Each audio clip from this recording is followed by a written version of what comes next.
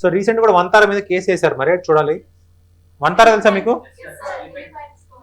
అదే చెప్తున్నాను కదా. సో ఈవెన్ డబ్బులు ఇచ్చింటారు అంతే. 100% నువ్వు ప్రైవేట్గా అంత డబ్బు ఖర్చు పెట్టి నువ్వు చేస్తున్నావు అంటే some clinical trials are going on.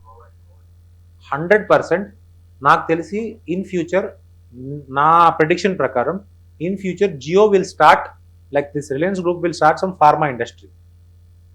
నా ప్రెడిక్షన్ ప్రకారం, దట్ ఈస్ మై ప్రెడిక్షన్. నాకు ఇలాంటి వాటిలో కొంచెం ప్రెడిక్షన్ బాగానే ఉంటుంది.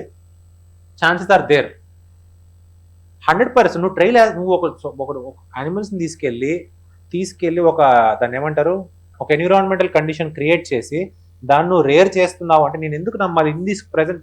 So based on your background, your business data, నువ్వు జియోని మైండ్ కండిషన్ చేసావు.